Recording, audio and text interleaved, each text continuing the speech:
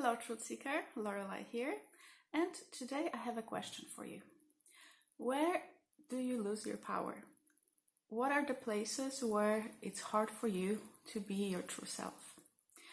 And I'm asking you this because I had a conversation with a friend of mine on the same topic. Well, it started completely differently, but it became the main topic of the conversation. And we basically, both of us, we have a similar problem where it comes to being in our full power. But for her, it's more in a business setting, and for me, it's more in relationships. And I think it may be the same for you. When we work on gaining our confidence, on embodying who we truly are, it's easier for us to do it in different settings, in different situations. So in some situations, we may feel confident and we may feel okay just being ourselves. Like for me, in a business situation, when I talk to clients, I am fully confident, and I also know what my gifts are, what my talents are, and what I have to offer. So when I work with clients, when I teach courses, I am fully myself. I do not censor myself at all because I am so in touch with who I truly am. And I love who I truly am in those situations that there's no question in me that I should change something, or maybe I should comply to some kind of standards or to somebody's expectations. It just doesn't exist for me in this situation. For a friend of mine, it's completely opposite. When she's working with clients, she does like women's circles. When she works with clients, she often feels like she's a bit out of place, and she's how to say that, she basically lets people walk all over her during her classes. So I have attended one of her classes before, not too long ago, actually about a month ago, and it was very interesting to see. I know her privately for quite some time, and then when she was right there with people surrounding her, people who were looking up to her, she seemed kind of smaller, like she was kind of hiding inside of herself. And even though she was speaking and she was kind of conveying the message that she had to convey there, I could see that she wasn't who she was when she's with me. And I was quite surprised. It was very surprising and interesting to see the person who I know so well just being so far from who she truly was. So for her, it's kind of business situations and career situations. For me, it's relationships.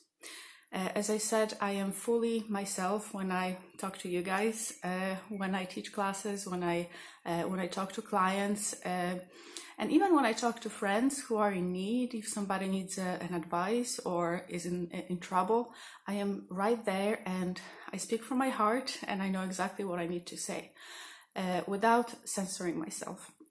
Now, when it comes to close relationships, which is romantic relationships and also family relationships, those are really hard for me. In those situations, I shrink. And I don't see it because it's hard to see it from about yourself when you're not observing yourself.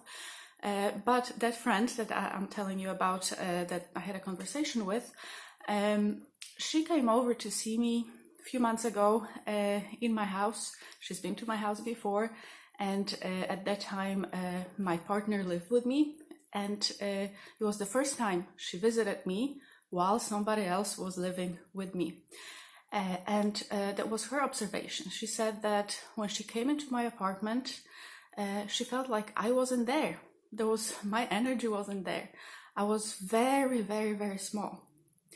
And it was surprising to her. Now, me, myself, I didn't see it because it's hard to kind of observe yourself and how you react in different situations because you are here inside of yourself. You're very subjective. That's why it's good to ask for opinion from your friends, or like comments. Just ask your friends to be honest with you if they see something that just doesn't feel right to them, to tell you. It's not a criticism. and friends are there to support you, and sometimes the support is keeping you in check.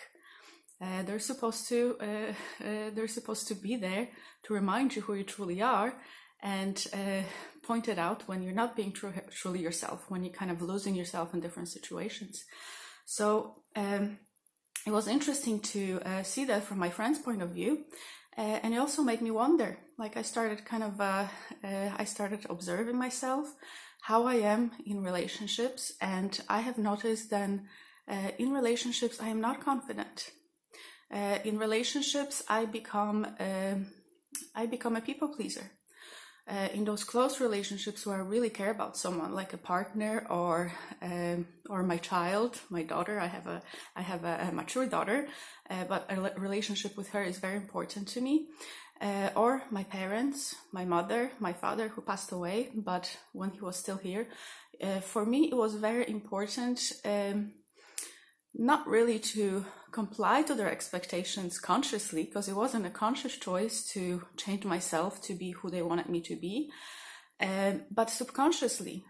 I think it's a reaction in a way that because I cared about them so much and I wanted to keep them in my life, their approval was important to me, their presence in my life was very, very important to me, that I wouldn't say things. If they hurt my feelings, I would kind of keep it inside, just to not to rock the boat, like, let's not rock the boat. The relationship is there. Maybe it's not perfect, but let's just not rock the boat and keep them in my life. Obviously, as I said, it wasn't a conscious choice to do that. But now that I'm thinking about it from a perspective of time, and just kind of I do journal about my life a lot. It's actually something that I've learned from The Artist Way, the book and the course, to do morning pages, which is not really journaling. It's just the first time in the morning when you wake up, you just write down whatever thoughts are coming to you for 3 pages. And I was rereading them recently. And for me, that was kind of observing myself from objective perspective, because I was observing what I was writing about situations that were happening, about how I was reacting in it, how I was feeling, and what was the difference between how I was feeling and how I was reacting and what I was saying. And there was a discord between them. Like, there was so many emotions that were coming up for me about specific situations, and I would write about them, but then I would not bring them up to the person who was kind of part of the situation. I would bring them up in a way, but not fully, and not from the place of being confident in who I am. So obviously, if you speak to people from a place of not feeling good enough or not feeling worthy, their response will not be what you expect. People feel your energy. And if you are confident in yourself, if you are embodying who you are, if you're your glorious self, then there is no question from whoever you're talking to that whatever you're saying is wrong, or whatever you're saying is not true. And there's no argument, basically, because if you are truly yourself, you are. And even if they do kind of make comments that maybe they're right, you're wrong, or maybe they have something against you, it does not shake you, because you know who you truly are inside. So their opinion, yes, you listen to their opinion, but it doesn't affect you in a way of what you think about yourself. Now, when you are not confident, then people's opinions will lower your self-esteem.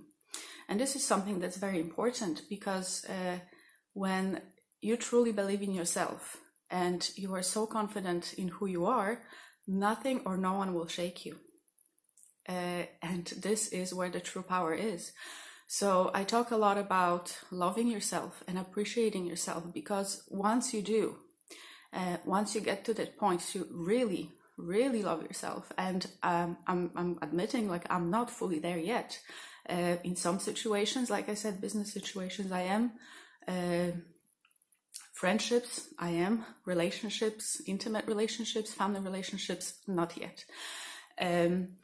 But, you know, once you're fully there and you love yourself fully on all of the levels, and then you're allowing yourself to use your voice to express who you truly are, how you feel in the moment, how you feel in happy moments and how you feel in unhappy moments. You don't hold back.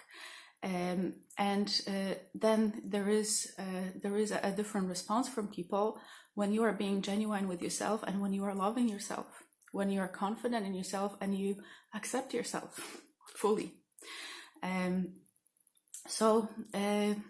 Long story short, I wanted to give you a couple of examples from my life and my friend's life of places where we may not be confident.